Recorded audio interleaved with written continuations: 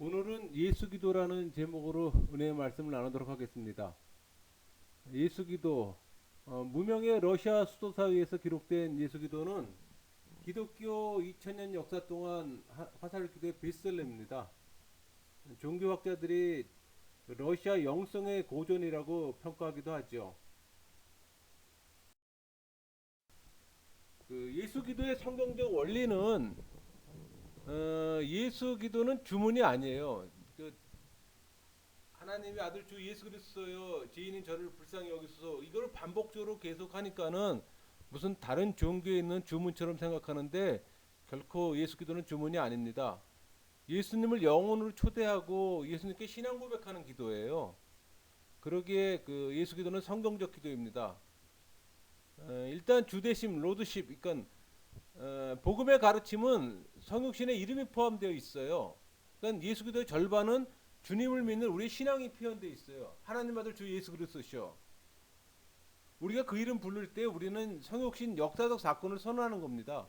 그러니까 우리는 예수님을 하나님으로 또 하나님 말씀으로 또 하나님과 동등하신 영원한 분으로 고백하는 거예요. 그러니까 우리의 기도를 들으시는 예수는 우리의 하나님이시며 우리의 주님이십니다.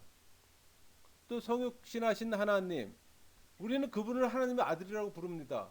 우리는 예수님을 메시아라고 지성적으로 동의하는 것으로 만족하지 않아요. 그 정도는 귀신도 가능합니다. 우리 야고보서 2장 19절에 보면 이렇게 말하잖아요. 내가 하나님은 한 분인 줄 믿느냐? 잘하는도다. 귀신들도 믿고 떠드느냐. 우리에게 중요한 것은 지적 동의가 아니라 예수님과 올바른 관계 안에 들어가는 거예요. 그러니까 우리가 그분의 이름을 부를 때 그분과 나누는 교제 감격이 있어야 되는 거예요. 그다음에 그리스도 언약의 성취. 그러니까 성육신 하나님의 말씀이신 그분을 보기 위해서 우리는 성령의 인도함을 받아야 합니다. 왜냐하면은 성령님만이 그리스도의 성육신과 주되심을 우리에게 계시해 주는 분이기 때문에 그래요. 그러니까 우리는 예수님을 그리스도라고 부르잖아요. 이 말은 우리가 믿는 예수님을 구약의 예언을 완성했던 메시아로 고백한다는 뜻이에요. 마지막으로 자비를 베푸소서, 우리를 불쌍히 여기소서 같은 얘기죠. 그러니까 예수 기도의 전반부는 우리의 기도를 들으시는 분에 대한 고백이면 후반부는 자비를 구하는 짧은 탄원이에요. 불쌍히 여기소서. 근데 여러분 이 불쌍히 여기소란 말은 성경에 자주 등장하는 탄원 문구예요. 그러니까 이런 관점에서 예수 기도는 성경적 원리를 모두 함유한 기도입니다. 주문이 아니에요. 우리 마음 기도의 특징이 뭡니까? 짧은 기도, 포괄적 기도, 끊임없는 기도잖아요. 그러니까 예수 기도는 이러한 마음의 기도의 특징을 잘 보여주는 기도 방법 중에 하나입니다. 또한 예수 기도는 예수님의 마음속을 형성함으로써 그 삼일체적 생명의 신비를 체험하는 기도예요. 영적 수행 방법이에요. 그러니까 초월 명상의 하나도 아니고 추리 명상은 더욱 아닙니다. 그러니까 예수님과 인격적 만남을 통해 그분과 일치를 이루고 삼일체적 생명의 신비를 누리려는 기도인 거죠. 그래서 예수 기도는 입술로 정신으로 마음으로 예수님의 거룩한 이름을 계속 쉬지 않고 부르는 거예요. 그러니까 예수님의 임재를 인식하고 무슨 일을 하든지 어디에 있든지 항상 심지어 잘 때까지도 주님의 복을 비는 거예요. 그 아침에 예수 기도로 눈을 뜨고 낮에는 예수 기도로 감격하고 또 밤에는 예수 기도를 하는 꿈을 꾼단 말이에요. 그 기도는 숨결과 고통처럼 우리에게 일부러 나타나는 거예요. 그래서 이 기도는 복음서에 뿌리를 내리고 있습니다. 마가복음 10장 40절이나 누가복음 18장 38절에 언급되어 있죠. 그 예수 기도는 수도자들에 있어서는 하나님의 그 현존을 한시도 놓치지 않으려는 영혼의 안타까운 몸부림입니다. 그러니까 한마디 기도말을 호흡에 결합시켜서 숨을 들이쉬고 내쉬고 들숨 날숨으로 반복함으로써 그 지속성을 유지를 했던 거예요. 그만큼 사막의 교부들이나 수도사들은 하나님의 현존에 갈급했던 거예요. 그래서 그런 그 갈급함을 채우기 위해서 어떻게든지 하나님과의 그 관계를 유지하려고 노력했던 부단한 노력이죠. 안타까울 정도로. 여러분 그 예수 기도의 전통적 네 가지 목적이 있습니다. 이 하는 목적이 뭔고 하니 예수의 이름을 부름으로 그의 사랑을 경험. 여러분 저기 우리가 일상의 삶에서 예수님의 이름을 얼마나 부릅니까? 식기도할 때? 아니면 일주일에 한 번 하는 공회 예배 때? 열심히 하시는 분들 또 기도 열심히 하는 분들은 기회가 많죠. 근데 의외로 우리가 일상의 삶에서 예수님의 이름 부르는 시간이 별로 없어요. 그렇기 때문에 이 수도사들이 예수 기도를 그냥 24시간 단 틈 없이 관계 안에 들어가려고 노력을 했던 거예요. 또 죄에 대해 슬퍼하는 민감성의 개발. 여러분 우리 죄에 대해서 생각해 합니까? 별로 죄에 대해서 슬퍼할 이유가 없죠. 그러나 예수 기도는 그렇지가 않잖아요. 불쌍히 여기달라는 죄에 대한 고백이 있잖아요. 또 기도의 반복적인 수행, 쉬지 말고 기도하는 거잖아요. 가장 쉬지 말고 기도하라는 가장 전형적인 좋은 이해가 되겠죠? 그다음 내적 교를 실천하는 마음의 집중. 우리가 일상의 삶에서 하나님의 임재라든가 하나님께 안테나가 맞춰지 영적 안테나가 맞춰지는 그런 시간들이 많이 없잖아요. 더군다나 세상의 분주함으로 인해서 내적 고요를 갖는 시간이 별로 없잖아요. 마음속으로 하나님께 집중하는 시간이 별로 없잖아요. 근데 이 예수 기도가 그걸 가능하게 한다는 얘기죠. 그래서 예수 기도를 하는 목적이 바로 그런 목적이에요. 여러분 예수 기도를 계속하게 되면 자기도 모르게 입술에서 하던 이 구송 기도가 의지로 옮겨집니다. 그러니까 육체에서 하트로 옮겨지는 거예요. 바디에서 하트로 옮겨지는 거예요. 다르게 표현하면은 입술로 기도하는 것을 포기하고 의지가 기도의 말을 하기 시작하는 거예요. 과거에 방언 기도 때 이런 설명 한번 한 적이 있었던 것 같아요. 그러니까 기도를 통해 영적 체험을 하는 거예요. 그러니까 관상의 상태를 경험한다는 얘기죠. 예수 기도하는 사람들은 우선 집중해야 합니다. 그리고 조용한 장소를 찾아야 되고 그 다음에 호흡을 통해서 정신을 마음에 집중해야 됩니다. 그러니까 고개를 숙여서 심장 있는 곳으로 시선을 고정시키는 것도 좋아요. 조명이 어두운 방에서 편안히 앉아서 고개 숙이고 호흡에 집중하면서 호흡의 리듬을 맞춰 예수 기도를 시작합니다. 보통 사람이 1분에 한 12번에서 15번의 숨을 쉽니다. 아마 3,000번을 하려면 서너 시간 걸려야겠죠? 그러니까 100번 내지 500번 정도는 어렵게 할 수가 있습니다. 근데 이게 익숙해지면은 길을 걸으면서도 가능하고 하루 종일 가능할 수가 있어요. 그러니까 기도는 내가 다른 사람들과 대화를 하거나 육체 노동 집중할 때도 이게 가능해요, 여러분. 내 안에서 그 이루어질 수가 있어요. 이제 기도는 생활 속에서 하나님의 현존을 체험하게 되는 거예요. 그러니까 구성 기도로서 하나님을 현존을 체험한다는 것은 이 기도뿐이 없어요. 나머지 전부 침묵 기도를 통해서 이루어져요. 묵상이건 정감적 기도건 관상이건 다 그런 기도를 통하는데 구성 기도 입술로 하는 기도로서 하나님의 현존을 체험하는 건 예수 기도뿐이에요. 여러분 예수 그리스도 사람들이 경건해지는 이름이에요. 예수 그리스도. 그렇죠? 이름 그 자체로만.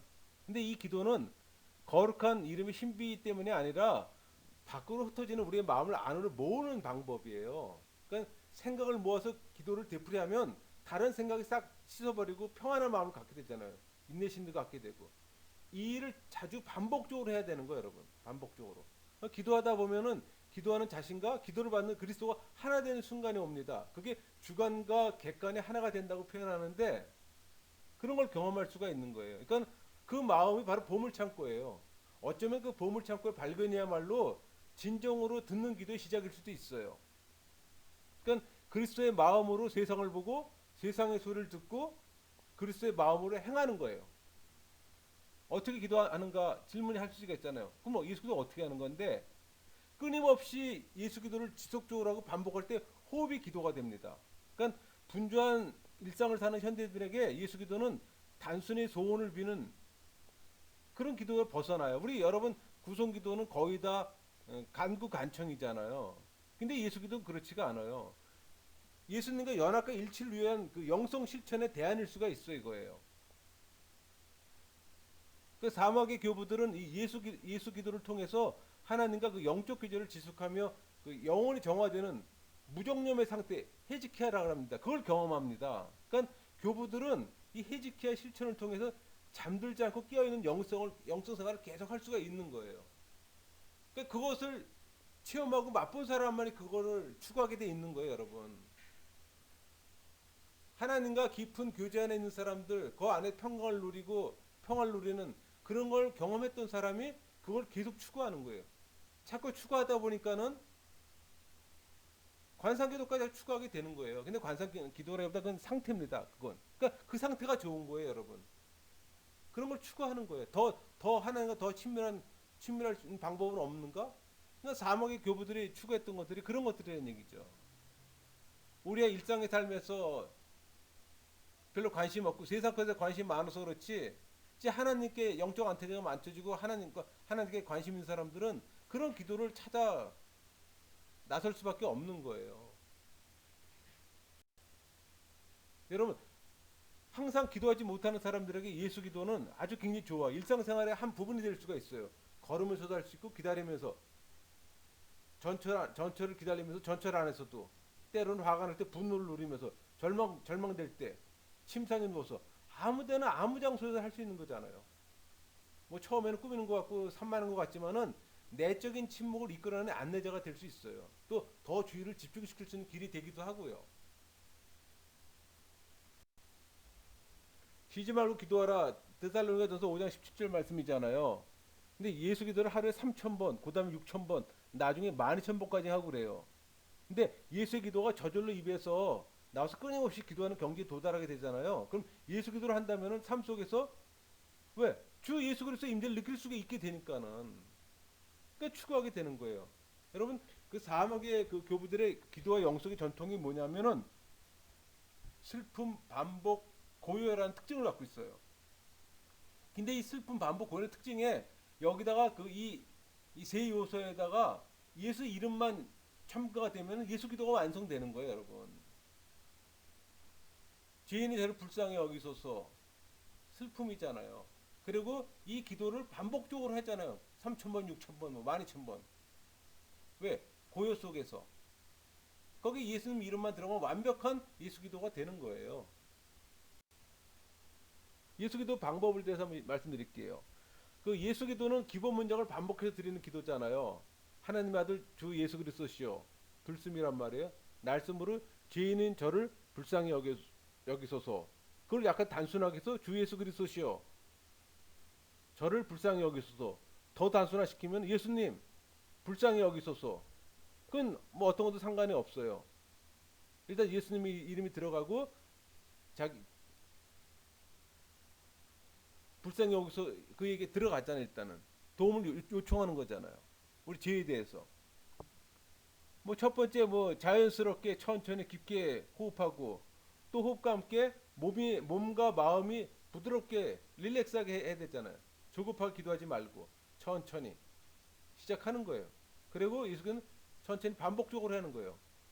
처음에는 반복하는 게 쉽지가 않을 수도 있어요. 아니면 잡념이 들 수도 있고요. 근데 이 기도는 지성의 하명을 위한 기도가 아니잖아요. 지성과 의지와 기억을 동반하지만은 마음의 평화가 임하고 또 내주하신 성령을 마음으로 느끼고 또 진실한 마음을 그 하나님께 맞춰서 하나님을 사모하는 거잖아요. 또 우리 예수께서 일정 시간 드리고 하고 나서 뭐 간구 기도를 한다거나 그의 기도도 드릴 수가 있어요. 꼭 이것만 해라는 건 아니에요. 본인이 원한다면은 또 이 상태가 좋아서 본인이 원한다면은 하나님의 임재 속에서 그냥 계속 머물러 있을 수 있어요. 그러니까 예수 기도는 일상에서도 드릴 수 있잖아요. 틈이 나는 대로 이 기도를 드리면 됩니다.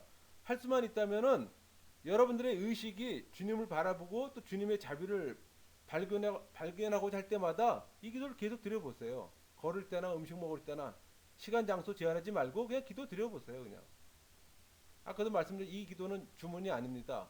말에 능력이 있는 게 아니에요. 내 안에 계신 성령님과 교감하고 말씀으로 임하시는 예수님께서 여러분의 마음과 몸과 인격과 감정을 인도하시도록 해야 하는 거예요. 그게 목적이에요, 여러분. 효과적인 호흡 방법은 호흡을 들으실 때는 거칠고 짧게 들으십니다. 그리고 호흡을 들으신 다음에 정지해야 돼요. 이때 그냥 정치하는 게 아니라 이 생각이 척추의 골수를 통해서 아래로 내려간다는 상상을 하면서 정지하는 거예요. 그다음 내쉴 때는 아주 천천히 내세요. 그러니까 척추를 통해서 아까 척추를 통해 내려갔던 것이 다시 척추를 통해 다시 올라오는 거예요. 올라왔고 다시 호흡으로 내보내는 그런 느낌으로. 그러니까 배분을 한다면 들으실 때 2, 붙들고 있을 때 6, 내쉴 때 넷으로 분배한다고 생각하고 호흡하면 돼요. 그리고 이 예수기도의 효과 이걸 본다면은 그 예수기도를 실천하게 되면은 자신이 기도를 시작해서 나중에는 성령님이 기도하는 걸 느낄 수가 있어요. 그리고 일상생활에서 예수 기도 효과는 뭐냐면은 기도를 하면 할수록 더 기도하고 싶은 마음이 간절해져요. 그러니까 세상 일에 대한 흥미보다 더 크게 주님의 일에 흥미를 갖게 되는 거예요. 그러니까는 꼭 예수 기도뿐이 아니라 성령 세례 받은 사람들이 말씀에 대한 갈급함 때문에 말씀을 더 보길 사모하고 말씀 연구하기를 좋아하는 거나 동일한 거예요. 그러니까 기도를 체험하며 알면 알수록 하나님께 그 영적 안테나가 맞춰지는 거예요. 그러니까 뭐 두 번째 마음은 항상 평안하고 어떤 일이 일어나도 뭐 기쁨이 넘치고 근심 걱정 불안이 없어진다는 거. 그거는 부대적인 효과예요. 그다음에 생활의 희노 애락 질병 등을 심하게 느끼지 않는다. 우리 기도에 그게 기도에서 얻는 가장 큰 이점일 수도 있어요. 그러니까 분함과 괴로움들이 사라지고 뭐 저는 거기까지 경험 못 해봤지만은 어떤 사람은 더위, 추위, 피로, 배고픔, 아픔도 다 있게 한다 그러더라고요. 그다음에 만나는 모든 사람들이 친형제처럼 느껴진다. 그들 모두가 자기를 사랑하고 자기를 친절해 주는 것 같은 친절하게 대해주는 것 같은 느낌을 받잖아요. 내가 내 마음에 사랑이 충만하면은 모든 것이 다 사랑스러운 거예요, 여러분. 남이 나를 모욕하고 비판해도 그냥 사랑스럽게 받아들일 수가 있는 거예요. 여러분, 우리는 인간은 악한 본성을 갖고 있기 때문에 어느 한 사람 지속적으로 사랑할 수 있는 그런 마음이 없습니다. 우리가 누굴 지속적으로 사랑할 수 있는 거는 하나님의 은혜가 하나님 사랑이 우리한테 부어져야 돼요. 그 받은 사랑, 그 받은 은혜로 남을 그렇게 오랜 동안 사랑할 수 있는 거예요, 여러분. 근데 그건 저절로 얻어지나요? 하나님과 깊은 관계 안에 들어갈 때 성령의 인도함을 받고 성령 충만할 때 그런 것들이 이루어지잖아요. 그래서 성령 충만해라, 성령 충만해 성경에서 자꾸 명령하는 게 그거잖아요. 내 안에 내 의지가 작동하는 게 아니라 내 안에 계신 성령님이 마음껏 작동할 때 하나님의 속성이 뭐예요? 사랑이 있잖아요. 그게 샘 솟는 거예요. 그냥 생수가 샘 솟는 것처럼. 그때 누군가를 사랑할 수 있다는 얘기예요. 그러면 예수 기도는 뭐예요? 우리 보통 구성기도, 뭐 묵상기도, 정감조기도, 관상 이렇게 한다면 사실 구성기도는 가장 낮은 형태의 기도란 말이에요. 근데 예수기도도 입술로서 소리를 내잖아요. 그러면 구성기도에 들어가는 거거든요. 근데 구성기도에 들어가면서도 불구하고 하나님의 현존을 경험할 수 있는 관상의 상태에 들어갈 수 있는 놀라운 기도예요. 그럼 해볼만 하잖아요. 또 어려운 게 아니잖아요. 그렇죠? 결코 어려운 게 아니에요. 얼마나 시도해 볼 수 있는 거라는 얘기죠. 그래서 여러분 모두가 이미 해본 분이 되면 다시 시도할 것이고 한 번도 해본 경험이 없다면 이번 기회를 통해서 한번 시도하는 건 어떨까 하는 그런 마음이 드네요.